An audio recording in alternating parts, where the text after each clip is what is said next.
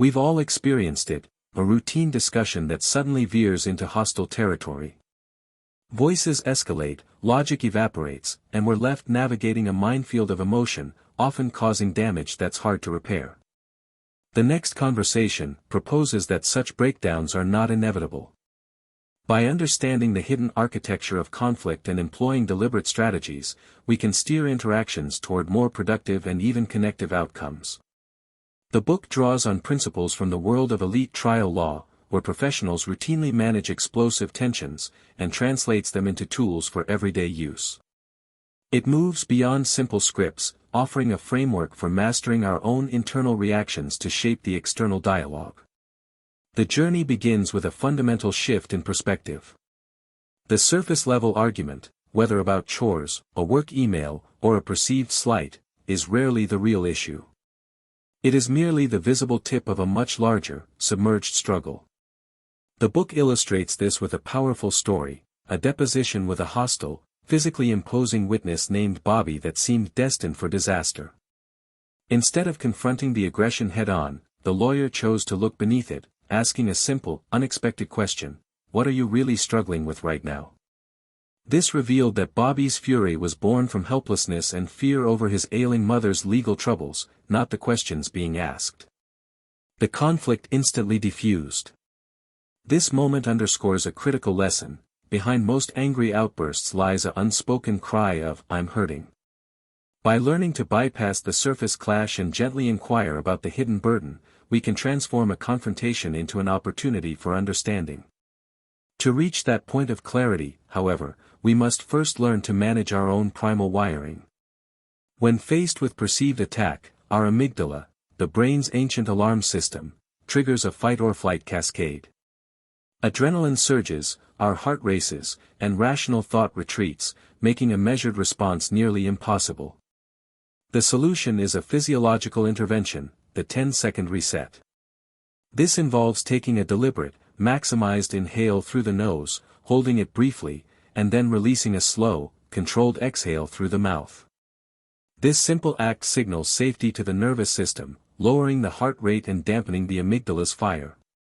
To enhance this reset, the book suggests a quick internal scan for physical tension, tight shoulders, a clenched jaw, and consciously releasing it on the exhale, paired with silently naming the emotion you feel. This 10-second pause creates a critical buffer between stimulus and response, allowing you to choose your next move rather than being hijacked by reaction. What you choose to say in that buffer zone is crucial, and it begins with the conversation you have with yourself. Our internal monologue in tense moments often amplifies stress. The book introduces the concept of small talks, short, personal mantras designed to anchor your mindset. These are not generic affirmations but potent, action-oriented phrases that resonate deeply with you. For instance, seek to understand, wait for the right pitch, or even a personally meaningful phrase like, "Tell him, Doris," can summon a specific quality you need in the moment. By writing these down and mentally rehearsing them, you create a toolkit of mental switches. When tension rises, you can flip one, instantly shifting from a reactive state to one guided by intention. This internal stability is the foundation for external poise. With your internal state regulated, you can then master the flow of the conversation itself. A key tool here is the strategic use of silence. When stressed, we tend to speed up, rushing to fill gaps with unconsidered words. Purposeful silence breaks this cycle. It gives you time to think and, just as importantly, it gives the other person space to process and often to reveal more. Silence can be an invitation, a show of strength, and a pace-setter. It allows the emotional temperature to drop and more thoughtful words to emerge. Furthermore, the book advocates for the power of precision in language through the one-word edit.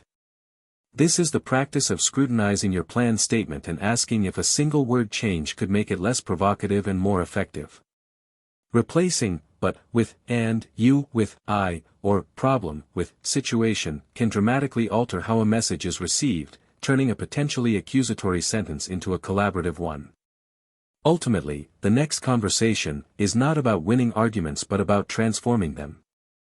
It provides a practical sequence: pause with the 10-second reset to regain physiological control, anchor yourself with a personal small talk to establish the right mindset, employ strategic silence to control the pace, and carefully edit your language for maximum impact and minimum defensiveness. This process moves communication from a battle of wills to a shared exploration. By mastering these techniques, you equip yourself to approach difficult dialogues not with dread, but with confidence, turning potential conflicts into conversations that foster clarity, respect, and genuine connection.